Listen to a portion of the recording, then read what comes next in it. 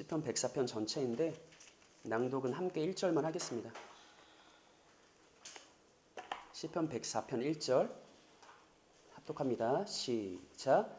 내 영혼아 여호와를 송축하라. 여호와 나의 하나님이여 주는 심히 위대하시며 존귀와 권위로 옷 입으셨나이다. 아멘. 자, 우리 서로 위해서 함께 인사할까요?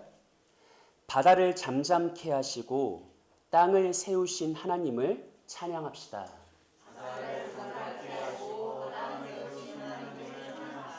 네, 한 번 더 서로에게 인사합니다. 우리를 향해 그의 얼굴빛 비춰주시는 하나님을 찬양합시다.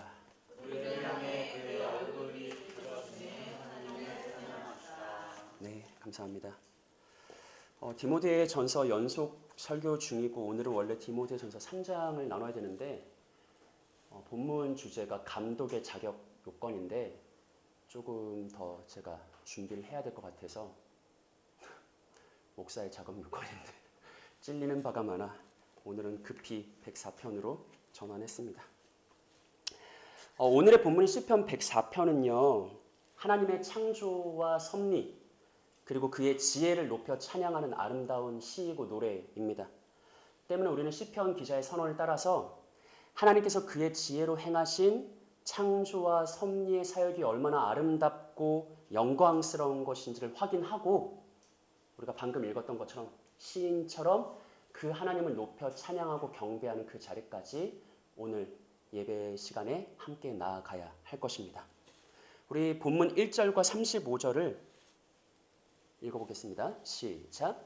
내 영혼아 여호와를 송축하라. 여호와 나의 하나님이여 주는 심히 위대하시며 존귀와 권위로 옷 입으셨나이다. 내 영혼아 여호와를 송축하라. 할렐루야. 아멘. 자, 우리가 자주 살펴봤던 그 문학 기법이 등장하죠.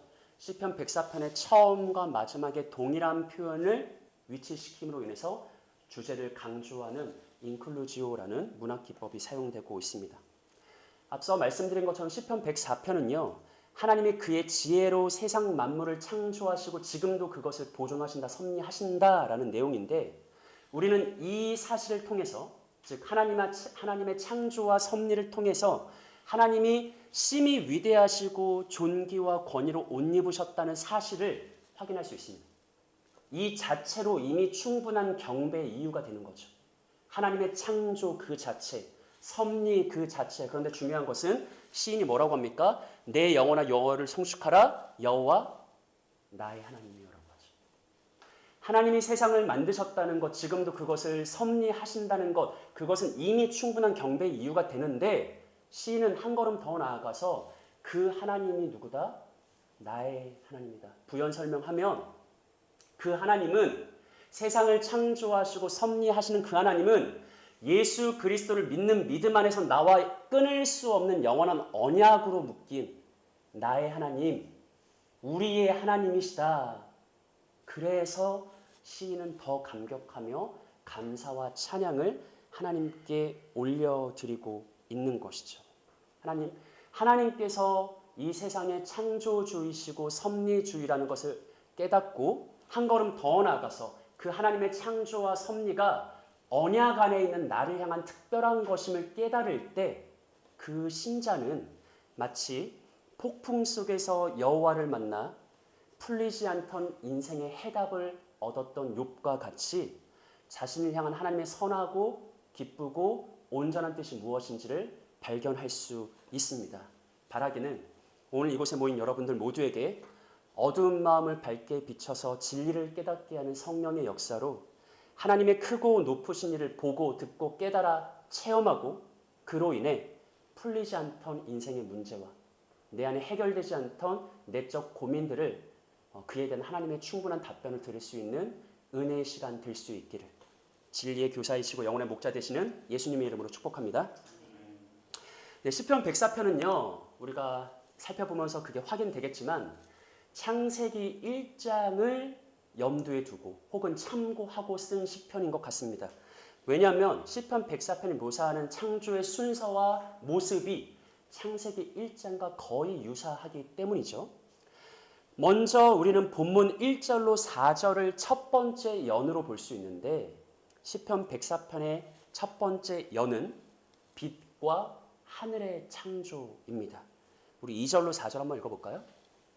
합독합니다. 시작. 주께서 옷을 입은 같이 빛을 입으시며 하늘을 창같이 치시며 물의 상의 바닥에 들보를 얹으시며 구름으로 자기 수레를 삼으시고 바람 날개로 다니시며 바람을 자기 사신으로 삼으시고 불꽃으로 자기 사역자를 삼으시며. 아멘. 자, 첫 번째 연에서 시인은요, 하나님이 빛을 창조하시고 하늘도 창조하셨다. 창세기 1장 굉장히 떠올리게 하는 표현들이 나옵니다. 하나님은 누구이신가? 그는 빛을 옷 입으시고 하늘을 어떻게 하시죠? 휘장같이 치시며, 세 번역, 하늘을 천막처럼 펼치신 분. 우리가 텐트를 쫙 펼치는 것처럼 하늘을 그렇게 지으신 분. 그리고 물에 자기 누각의 들보를 얹으시고, 공동번역 성경, 물 위에 궁궐을 지으시고. 여러분, 여기서의 물은요, 창세기 1장이 말하는 그 물이에요. 태초의 물, 즉 궁창 위의 물, 하늘 위의 물.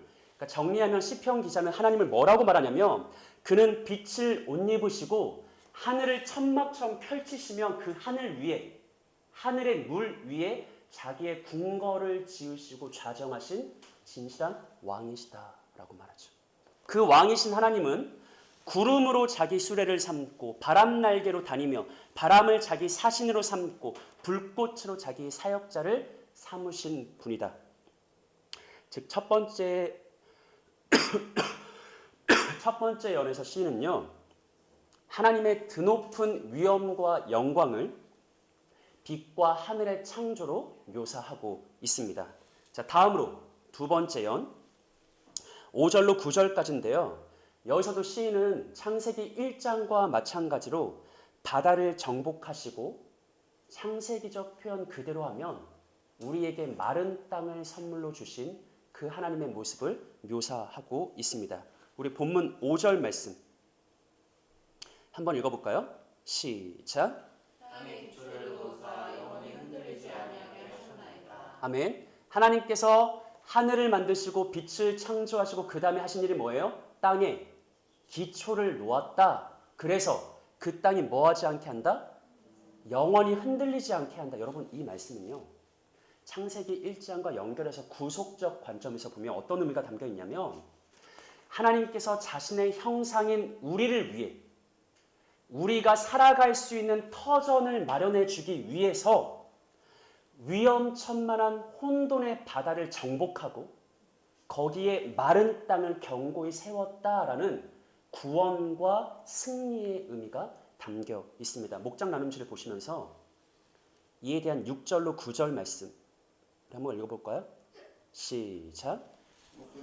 같이 주께서 땅을 깊은 바다로 덮으시매 물이 산들 위로 솟아올랐으나 주께서 꾸짖으시니 물은 도망하며 주의 소리소리로 말미암아 빨리 가며 주께서 그를 위하여 정하여 주신 곳으로 흘러갔고 산은 오고 골짜기는 내려갔나이다. 주께서 물의 경계를 정하여 넘치지 못하게 하시며 다시 돌아와 땅을 덮치지 못하게 하셨나이다. 아멘. 자, 시편 기자가 어떻게 묘사하냐면 마치 옷을 덮는 것처럼, 옷을 이렇게 탁 덮는 것처럼 이 땅이 바다로 덮였대요. 하지만 하나님이 즉시 꾸짖어서, 물을 꾸짖어서 그들을 위해 정해진 곳으로 도망가게 하시고, 그 다음 9절을 보시면 뭐라고 해요? 물의 뭐를 정한다? 경계를 정한다. 물의 한계점을 정하고 다시는 넘치지 못하게 한다. 왜요? 우리의 삶의 터전을 위협하지 못하도록, 우리의 생의 터전으로 넘쳐 들어오지 못하도록 경계를 정하신다라고 시편 기자가 묘사하고 있죠. 이와 동일한 표현이 욥기에도 기록되어 있는데, 욥기 38장 말씀 제가 읽어보겠습니다. 바다가 그 모태에서 맹렬히 터져 나올 때 하나님이 어떻게 하시죠? 문으로 그것을 가둔다. 그 한계를 정하고, 저는 이 표현이 굉장히 좋더라고요. 그래서 오늘 시작 기도도 넣었거든요. 바다가 모태에서 맹렬하게 터져 나올 때 하나님이 문으로 막고 어떻게 해요? 빗장을 질러요. 그리고 나서 하나님 이렇게 말씀하시죠. 내가 여기까지 오고 더 넘어가지 못하리니 내 높은 파도가 여기서 그칠지니라. 창세기 1장이 처음부터 우리를 위협할 수 있는 혼돈의 세력인 바다를 언급하는데, 그 하나님의 창조는 처음부터 우리를 구원하기 위한, 우리를 보호하기 위한, 우리를 위협하는 혼돈의 세력에 빗장을 지르고 너는 여기까지, 더 이상 내 형상들을 위협하지 마, 더 이상 우리의 삶의 터전에 넘어오지 마라는 확실한 안전과 보호의 창조가 창세기와 욥기와 오늘 본문인 시편 104편에 동일하게 기록되어 있다라는 것이죠. 사랑하는 여러분, 우리를 향한 하나님의 행사가 참으로 기이하고 놀랍지 않습니까? 성경이 말하는 것은요, 예수님이 오신 다음부터가 아니라 이미 태초부터 하나님은 우리를 위협하는 대적을 무찌르시고 정복하시는 하나님 아버지이시다라는 것, 우리에게 강조하고 있습니다.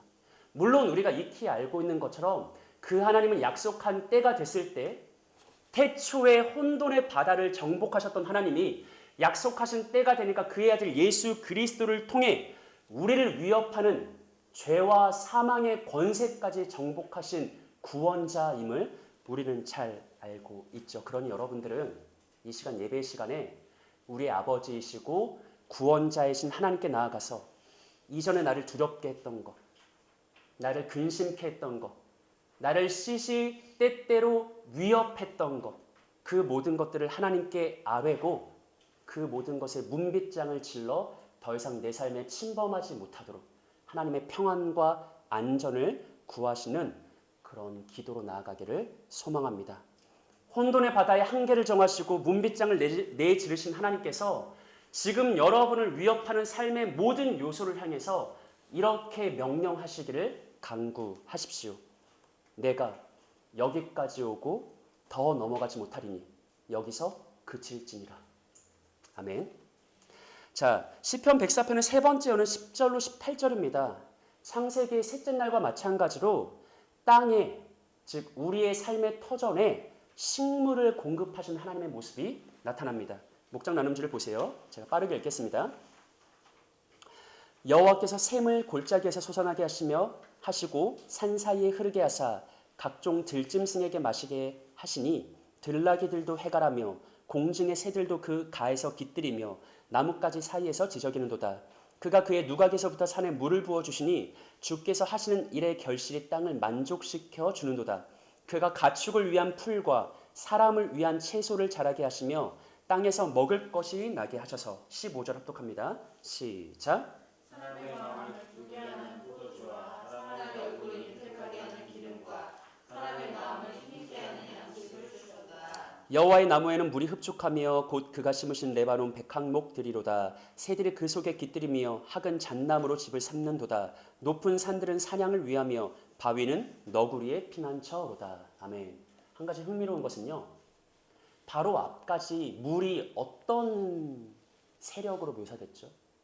우리를 위협하는, 우리의 삶을 침범해서 우리를 삼키려는 그런 적대적인 세력처럼 묘사됐는데, 하나님의 지혜와 능력이 얼마나 놀라운 것인지, 우리를 위협하는 물을 하나님은 능력으로 다스린 다음에 그 물을 가지고 도리어 우리의 삶의 터전을 풍요롭고 윤택하게 바꿔 나가십니다. 혼돈의 대적을 정복하고 그것을 선으로 바꿔, 악을 선으로 바꿔 우리를 먹이고 입히시는 하나님의 지혜의 행사가 나타난다는 것이죠. 하나님 손에 붙들린 물은 골짜기에서 흐르고 산 사이에서 흐릅니다. 그래서 그 물로 인해서 각종 들짐승과 나귀, 공중의 새가 해갈하게 하십니다. 또한 하늘 누각에서 산에 물을 부어주셔서 땅이 결실하게 하십니다. 그리고 그 땅의 결실로 가축을 위해서 풀을, 사람을 위해서는 채소가 나게 하십니다. 그리고 우리가 합독했던 부분 15절, 하나님이 특별히 자신의 형상인 사람을 위해서 어떻게 하십니까? 사람의 마음을 뭐하게 하는, 기쁘게 하는 포도주, 사람의 얼굴을 뭐하게 하는, 윤택하게 하는 기름, 사람의 마음을 어떻게 하는, 힘있게 하는 양식을 공급해 주신다. 여러분, 시편 104편에서는 그것이 포도주, 기름, 양식으로 대변돼서 나타나지만 시편 기자가 뭘 말하는 거예요? 이 땅에 속해 살아가고 있는 우리 인생들의 마음을 기쁘게 하고 윤택하게 하며 힘있게 하는 모든 선한 것은 오직 누구로부터 나온다? 하나님으로부터 나온다. 이에 대한 야고보 사도의 권면을 들어볼까요? 야고보서 1장 17절입니다. 합독합니다. 시작.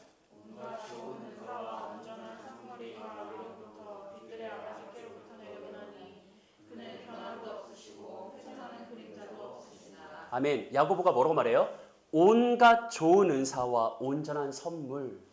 오늘 우리 용어대로 하면 내 마음을 기쁘게 하고 윤택하게 하며 힘있게 하는 모든 좋은 선물이 어디로부터 온다? 위에 계신 하늘 아버지로부터 온다. 너무나 잘 알고 있는 사실이죠. 주목할 것은 그 바로 앞절이에요. 16절 읽어볼까요? 시작. 16절 시작. 네, 바로 그 앞에 야고보가 뭐라고 말해요? 내 사랑하는 형제들아, 뭐 하지 마라? 속지 마라. 무슨 말이에요? 우리 마음을 기쁘게 하는 것, 나를 윤택하게 하는 것, 나를 힘있게 하는 것, 모든 좋은 은사, 모든 좋은 선물, 모든 선한 것이 하늘에 계신 하나님 아버지로부터만 나와요. 다른 곳에서 나올 수가 없어요. 그런데 이상하게도 참 많은 사람들이 아닌 심지어 형제들도, 부름받은 신자들도 이 문제에서는 속아 넘어가더라는 거예요. 결국 내 인생을 기쁘게 하고 만족시키고 윤택하게 하며 나의 존재를 힘있게 하는 모든 선한 것은 하나님으로부터만 나오는 것인데 이 문제만 결부되면 우리가 자꾸 속아요. 하나님 외에 하나님 아닌 하나님 없이 내 마음을 기쁘게 할 수 있을 거라고 착각한다는 거죠. 하나님 아닌 다른 것에서 힘을 얻을 수 있다라고 우리 부름받은 신자들도 속아 넘어간다는 것이죠. 사랑하는 여러분, 속지 마십시오. 결국 내 삶을 기쁨과 즐거움으로 채울 수 있는 모든 것은 하나님의 손에서만 나오는 법입니다. 한 걸음 더 나아가서 오늘 본문이 시편 104편인데 그 바로 앞에 위치한 103편에서 시편 기자가 뭐라고 말하냐면 그는 하나님, 그는 우리의 뭐를 아시는 분일까요? 체질을 아시는 분이라. 하나님은 우리의 체질을 아시는 분이라. 하나님은 우리의 체질과 성격과 개성과 환경과 앞날까지 그 모든 것을 능히 익히 이미 알고 계신 분입니다. 그래서 하나님은요, 각각의 인생의 때에 맞게, 각 사람의 체질에 맞게, 각 사람의 성향에 맞게, 그 사람의 모든 상황에 맞게 가장 선하고 좋은 내 마음을 기쁘게 윤택하게 힘있게 해줄 은사를 하나님이 정하신 때에 알맞게 선물로 주십니다. 속지 마십시오. 다른 것에서 오지 않습니다. 그러니 사랑하는 여러분들은 하나님을 예배하는 이 시간 하나님께 나아가시고 그분 앞에서 삶의 문제와 해결되지 않는 고민들을 내어놓으시고 그분에게서 좋은 은사와 선물을 얻어 기쁨과 만족 누리는 그런 귀한 예배의 시간 될 수 있도록 함께 소망했으면 좋겠습니다. 네 번째는 19절로 23절입니다. 여기서 하나님은 창세기 1장의 넷째 날과 마찬가지로 해와 달을 창조하신 분으로 묘사되는데 목장 나눔지를 보면서 교독할까요? 여호와께서 달로 절기를 정하시며 해는 그 지는 때를 알도다.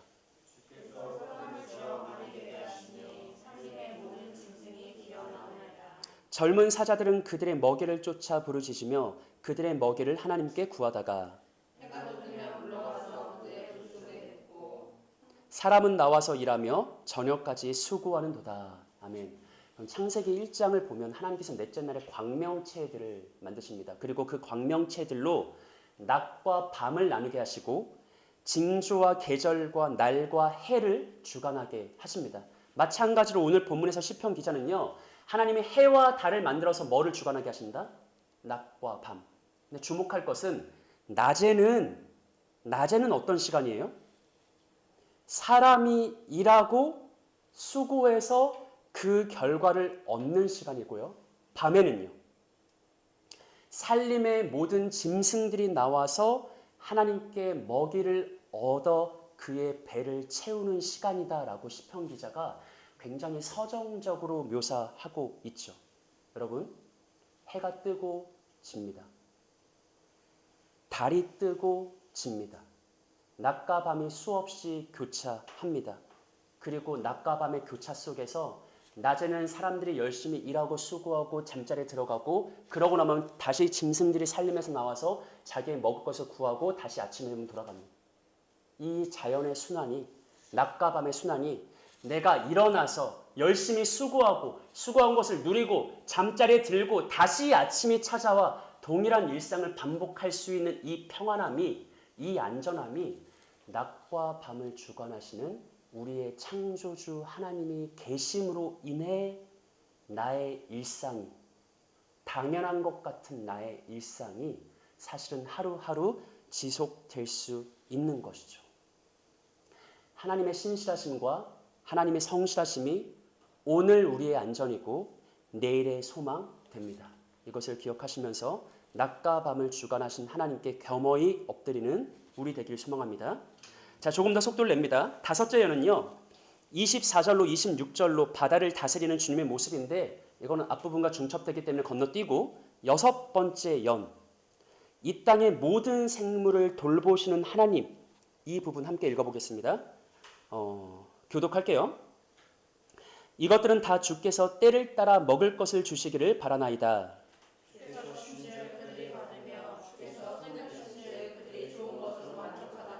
주께서 낯을 숨기신즉 그들이 떨고 주께서 그들의 호흡을 거두신즉 그들은 죽어 먼지로 돌아가나이다. 아멘.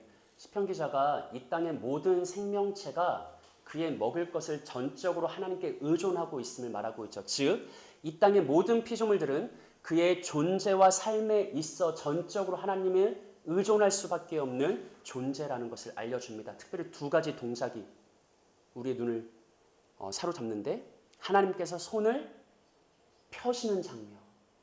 하나님이 손을 펴시면 모든 생명이 만족을 누리다가 그 다음 어떤 동작이요? 하나님이 그의 낯을 숨기시면, 그의 얼굴을 가리시면 모든 피조물은 두려움에 떨 수밖에 없다. 뭘 말할까요? 특히 우리에게, 동물들은 그다지 우리에게, 세상 스스로 대단한 것처럼 여기는 우리들에게, 하지만 아무리 스스로가 대단한 것 같아도 스스로 자랑스러워하고 만족스러워하는 모든 것들이 사실은 하나님이 그의 낯을 숨기시는 순간, 그의 얼굴을 돌리시는 순간 모래성처럼 속절없이 무너지고 말 것이라는 것, 시편 기자가 우리에게 암시하고 있는 거죠.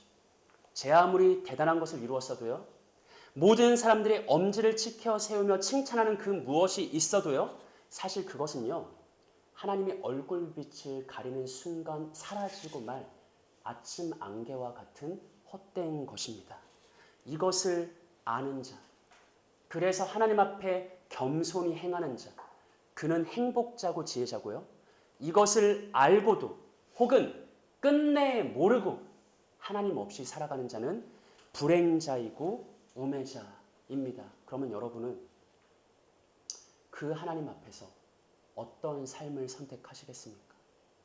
그런데 참으로 감사한 것은요, 우리의 선택 여부와는 상관없이 그보다 선행해서 그보다 먼저 하나님께서 우리에게 다음과 같은 신실한 약속을 주셨다는 것이거든요. 민수기 말씀 따라 읽으세요. 여호와께서 모세에게 말씀하여 이르시되 아론과 그의 아들들에게 말하여 이르기를 너희는 이스라엘 자손을 위하여 어떻게 하라?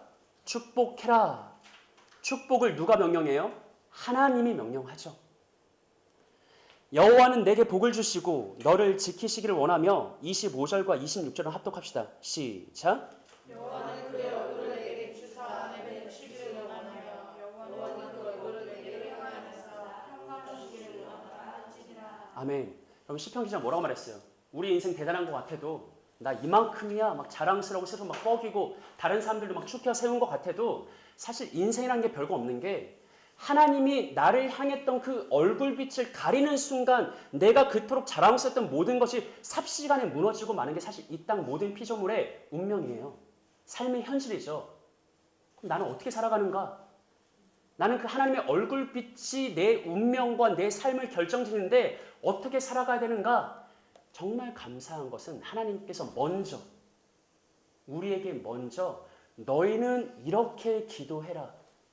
너희는 서로 이렇게 축복해라. 너희는 공동체 안에서 스스로 이렇게 중보해라라고 알려주셨다는 것이죠. 어떻게 기도하래요?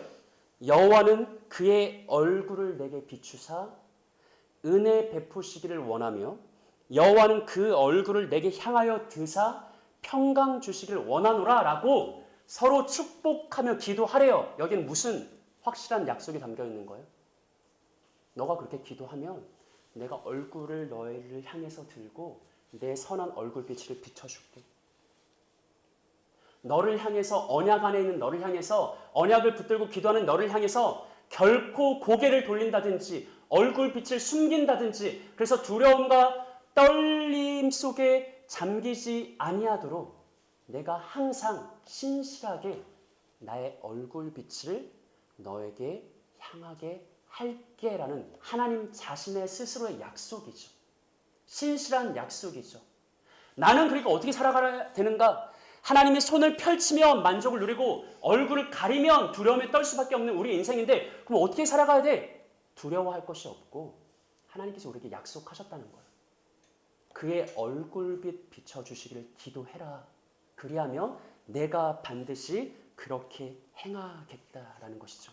이것을 기억하시면서 날마다 언약 안에서 하나님 약속을 따라 주의 얼굴과 그의 빛을 구하는 지혜롭고 행복한 인생들 되시기를 예수님의 이름으로 축복합니다. 자, 이제 마지막 7번째 연입니다. 목장 나눔지를 보세요. 여호와의 영광이 영원히 계속할지며 여호와는 자신께서 행하시는 일들로 말미암아 즐거워하시로다. 그가 땅을 보신즉 땅이 진동하며 산들을 만지신즉 연기가 나는도다. 33절 34절 합독합니다. 시작. 내가 평생토록 여호와께 노래하며 내가 살아있는 동안 내 하나님을 찬양하리로다. 나의 기도를 기쁘게 여기시기를 바라나니 나는 여호와로 말미암아 즐거워하리로다. 죄인들을 땅에서 소멸하시며 악인들을 다시 잊지 못하게 하시리로다. 내 영혼아 여호와를 송축하라. 할렐루야. 아멘. 여러분 특별히 33절과 34절 우리가 방금 읽었던 본문을 보시면 시인의 다짐과 결단이 나와요. 시인 지금까지 어떤 말을 했죠? 첫째 날부터 넷째 날, 다섯째 날 쭉 하나님의 창조를 되짚으면서 그 창조 속에 드러난 하나님의 지혜가 얼마나 놀라운가.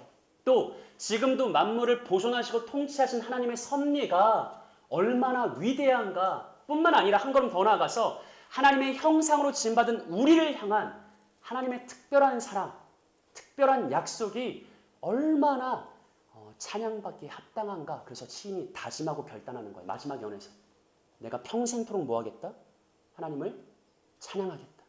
내 호흡이 남아있는 그 마지막 순간까지 나는 기도를 기쁘게 드리며 여호와를 경배하겠다라고 시인이 다짐하고 결단하는 것으로 시편 104편이 마무리되고 있는 것이죠. 그럼 제가 여기서 질문을 던지고 싶어요. 시인은 어떤 사람이었을까요? 시인은 처음부터 끝까지 시편 104편의 기나긴 시 노래 동안 경건함이 유지되죠. 거룩함이 유지되죠. 진지함이 유지되죠. 하나님의 창조를 면밀히 살피고 그 속에 숨겨진 지혜와 능력을 우리에게 선포하며 자기 스스로 나는 평생토록 하나님을 찬양할 거야. 내 생의 호흡이 끊기는 그 순간까지 기도하는 것과 경배하는 것을 멈추지 않을 거라고 경건한 고백을 남기죠. 시인은 우리와 다른 사람이었을까? 시인에게는 어떤 근심과 고민과 걱정 같은 게 없었을까? 시편 104편의 기자는 이 치열한 삶의 현장에서 벗어나서 자연을 벗삼으며 막 그 가락을 한 소절을 막 읊으며 시 아름다운 구절을 고민하면서 그 아름다운 자연을 보며 하나님의 창조와 섭리를 찬양한 걸까? 우리와는 전혀 다른 삶의 정황 속에서 이 고백과 찬양과 결단과 각오가 나타난 걸까? 아니며 반대로 우리와 동일한 삶인데, 우리와 하나 다를 것 없는 삶인데 시인 역시 고민과 근심과 문제가 가득하고 바로 그 순간까지 하나님을 찬양하기 직전까지 내 안에서 해소되지 않는 어려움과 아픔이 가득했는데 놀랍게도 하나님의 창조를 묵상하고 하나님의 섭리를 되짚으면서 나를 향한 하나님의 특별한 능력과 약속을 깨달았을 때 그의 삶의 현실도 불구하고 찬양이 나타난 것은 아닐까? 무엇일까요? 자, 설교 서두에 욥을 언급했습니다. 욥은 성경 전체를 통틀어서 가장 끈질기고 치열하게 하나님 앞에 자신의 생을 따지고 물었던 인물입니다. 욥은 자신의 생일을 저주했고요. 하나님께 불평을 토했고 하나님 나랑 변론하자고 그 하나님과의 독대를 요청했습니다. 도무지 이해할 수 없는 하나님의 행사로 인해 욥은 숨조차 쉴 수 없다고 하나님께 고통을 호소했습니다. 그런 욥 앞에 하나님이 갑자기 폭풍우 가운데 나타나셔서 그리고 욥기 38장부터 39장까지 여러분 오늘 집에 가시면 이번 주에 창세기 1장과 시편 104편과 욥기 38장 39장을 반드시 읽어보시고 묵상하시고 시인과 욥과 또 그 말씀 앞에 선 우리의 마음이 어떠한지 우리의 현실이 어떠한지를 점검해 보시길 권면합니다.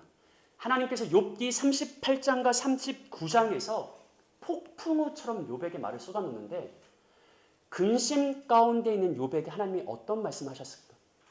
풀리지 않는 아픔으로 인해서 고통스러워했던 욥에게 하나님이 어떤 말씀하셨을까? 간단히 말하면요. 하나님의 38장부터 39장까지 하는 전체의 말이 아주 간단하게 말하면 오늘 본문 시편 104편의 기자가 했던 말과 정확하게 일치합니다. 정확하게 일치해요. 여러분 오늘 본문을 시작하면서 시편 기자가 가장 먼저 하나님이 뭘 행했다고 말했죠? 우리를 위해서 이 땅에 기초를 놓고 영원히 흔들리지 않게 하셨다. 기억나십니까? 자, 목장 나눔지를 보면서 있나요? 욥기 38장? 제가 읽어볼게요. 너는 대장부처럼 허리를 묶고 내가 내게 묻는 것을 대답할지니라. 내가 땅에 기초를 놓을 때 내가 어디 있었느냐? 내가 깨달아 알았거든 말할지니라. 누가 그것의 도량법을 정하였는지 누가 그 줄을 그것의 위에 띄었는지 내가 아느냐? 그것의 주추는 무엇 위에 세웠으며 그 모퉁이 돌을 누가 놓았느냐? 바다가 그 모태에서 터져 나올 때 문으로 그것을 가둔 자가 누구냐? 그때 내가 구름으로 그 옷을 만들고 흑암으로 그 강보를 만들고 한계를 정하여 문빗장을 지르고 이르기를 내가 여기까지 오고 더 넘어가지 못하리니 내 높은 파도가 여기서 그칠지니라 하였노라. 아멘. 시편 기자가 말했던 것과 동일하죠. 욥에게 풀리지 않는 현실의 문제로 인해서 고통스러워하며 하나님께 원망과 불평했던 욥에게 하나님이 나타나자마자 하신 말씀이 내가 너를 위해서 땅에 기초를 세웠어. 그때 바다가 너를 삼키려고 침범해 올 때 바다를 문으로 틀어막고 문빗장을 지른 다음에 너는 여기까지야. 너는 내 종 욥에게까지 다가올 수 없어라고 내가 그때 너를 위해서 그 창조의 역사를 행했다고 라고 하나님이 말씀하시죠. 더 나아가서 우리 26절로 28절은 합독할까요? 시작. 누가 사랑없는 땅에 사랑 건강에 비를 내리며 험하고 황폐한 구주를 촉촉하게 하여 연한 불이 돋아나게 하였느냐? 비에게 아비가 있느냐? 이슬 방울은 누가 낳았느냐? 아멘. 오늘 시인과 동일하게 말합니다. 그 혼돈의 물을 내가 가두고 이제는 나의 놀라운 지혜와 능력으로 그 물로서 내가 땅을 먹인다. 그 물로서 땅을 은택 입힌다. 그 물이 땅을 결실하게 하고 식물과 채소를 내게 하고 또한 너에게는 마음을 기쁘게 하며 윤택하게 하며 힘있게 하는 양식을 내가 태초부터 지금까지 공급했다. 라고 욥에게 하나님이 말씀하시는 거죠. 그리고 매우 흥미로운 부분 욥기 39장 굉장히 재밌는 말씀인데 다 같이 한번 읽어보겠습니다. 시작. 주소가 기꺼이 너를 위하여 일하겠으며 내 연약함에 먹이느냐? 내가 능히 줄로 매어 들소가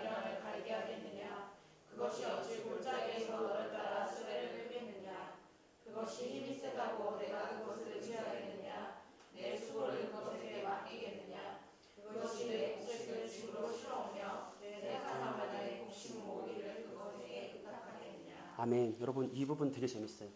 하나님 뭐라고 말씀하시냐면 들소가 힘이 세요? 내가 힘이 세요? 들소가 훨씬 힘이 세요. 들소와 우리가 싸우면 우리가 이길 수가 없어요. 그런데 하나님 뭐라고 말씀하시냐면 야 생각해봐라. 들소가 어찌 기꺼이 너를 위해서 일할까? 걔가 너보다 힘이 약해서? 아니다. 들소가 뭐가 좋다고 너의 외양간에 얌전히 머물까? 나가지도 않고. 그 강력한 힘을 가진 들소가 왜 순순히 멍에를 메고 너의 명령을 따라 밭 일항을 갈까? 뭐를 말씀하시냐면요. 욥아 깨달아라. 너가 매일같이 스쳐 지나가는 일상 속에는 이 땅 세상 모든 영역 속에는 너는 헤아리지 못할 수많은 것들 속에 너를 향한 나의 배려가 있다. 들소가 왜 너를 따를까? 뭐가 좋다고 너의 명령에 순종할까? 내가 너를 위해 그렇게 해놨다. 하나님은요. 이 땅 모든 피조세계를 사랑하시고요. 이 땅 모든 생명체를 사랑하셔서 그들을 먹이고 입히고 돌봅니다. 그런데 하나님이 창세기를 통해 시편을 통해 욥기를 통해 우리에게 또 한 가지 강조하시는 것은 모든 피조물을 돌보시지만 그 중에서도 하나님의 형상인 우리는 더욱 특별해서 하나님의 언약 안에 있는 너희는 더욱 사랑스러워서 내가 다른 피조물들이 너희를 기꺼이 섬기도록 너희는 일일이 셀 수조차 없을걸?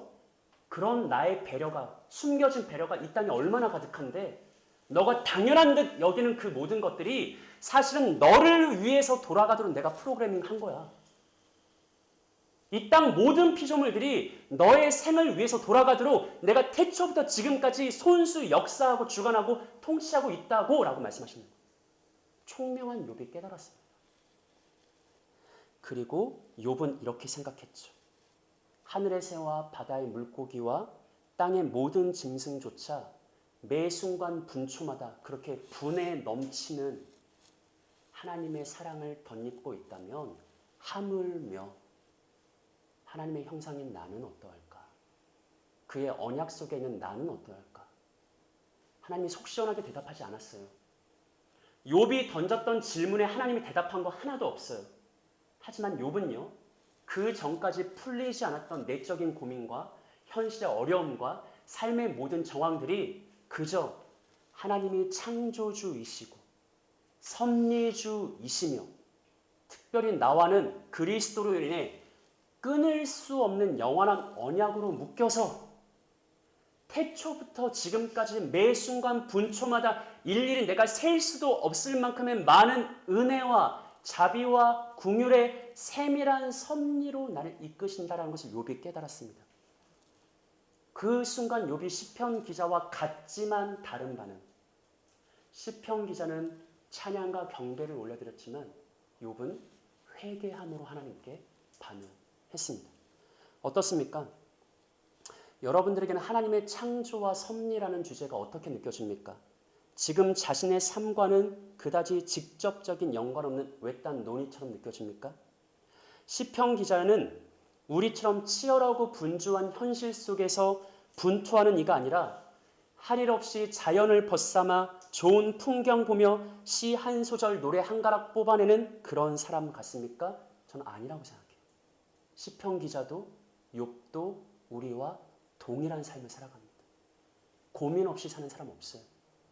풀리지 않는 문제는 늘 인생에 한두 가지 이상 가지고 있기 마련이죠. 그런데 오늘 우리가 확인하는 것은 시편 기자도 그렇고 욥도 그렇고 하나님의 창조주 되심과 섭리주 되심과 특별히 나의 하나님 되심을 발견했을 때 그 문제 자체에 대한 정확한 어떤 해결은 없을지라도 하나님 앞에 나아가서 그의 풀리지 않던 내적인 어지러움이 해결받았다.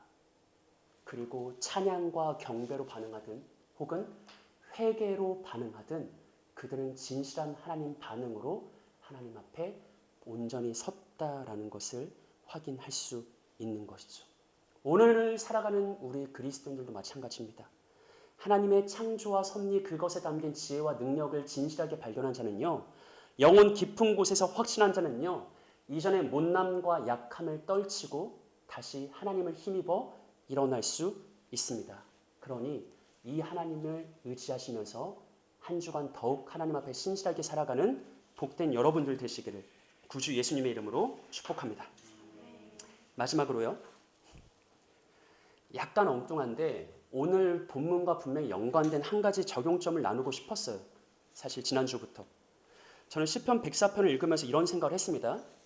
하나님께 있어 이 세상 만물이 얼마나 값지고 귀한가? 그럼 나에게는 이 세상 만물이 얼마만큼 값지고 귀한가? 하나님은 단순히 하나님의 형상인 우리만 사랑할까? 하나님은 하늘의 해와 달과 땅과 바다 그 안에 몸담고 살아가는 모든 생물을 사실 우리는 그다지 신경조차 쓰고 있지 않은 오늘 시편 기자의 말대로 하면 사냥과 너구리까지 세심한 손길로 돌보고 있지 않은가. 특별히 욥에게 하신 말씀을 생각하면 하나님은 먹이가 없어 울부짖는 까마귀 새끼와 새끼를 베고 만삭이 되어 헐떡이는 암사슴까지 우리만이 아니라 우리가 지금까지의 주제는 피조물을 돌보시지만 특별히 우리를 돌보신다 했잖아요. 근데 이제는 조금 반대로 하나님은 정말 우리만 아끼시는가? 그렇지 않다는 거죠. 하나님은 이 피조 세계 전체를 아끼고 사랑하십니다. 태초부터 지금까지 섬세한 손길로 그들을 돌보고 입히고 항상 보호하십니다.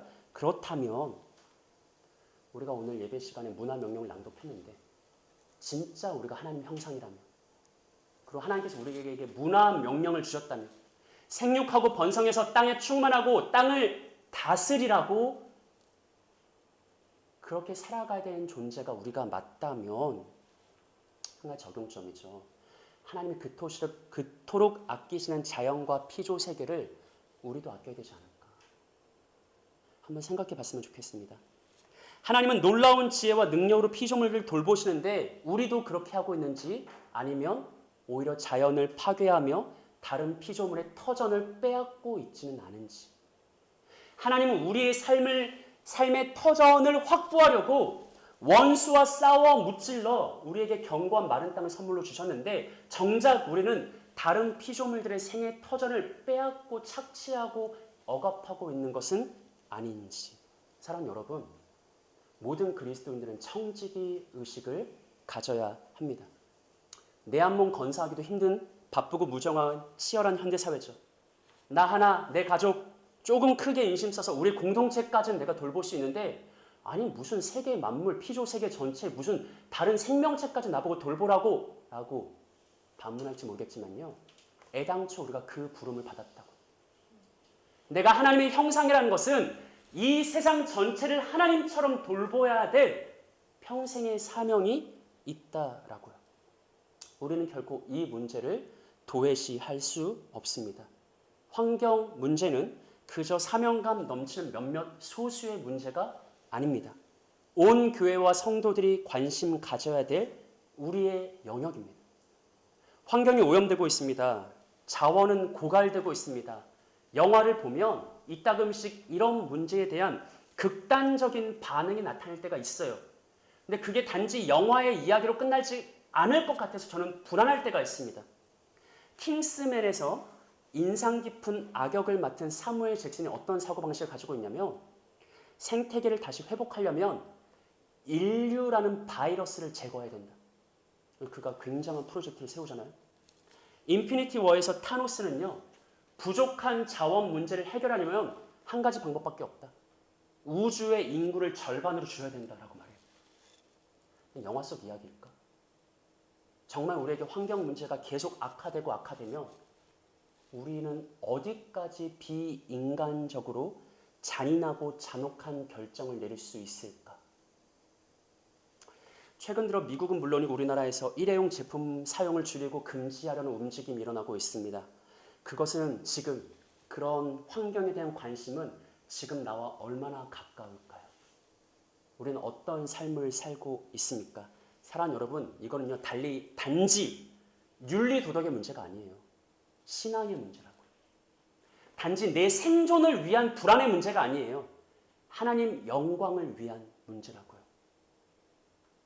이 세상 만물을 만드시고 아끼는 하나님을 돌보시는 하나님을 기억하면서 우리가 속한 삶의 영역에서 피조 세계를 아끼고 환경을 보호하고 다른 피조물들의 위에 배려할 수 있는 그런 진정한 하나님의 형상으로 우리 세움교회가 자라갈 수 있기를 구주 예수님의 이름으로 축복합니다. 함께 기도합니다.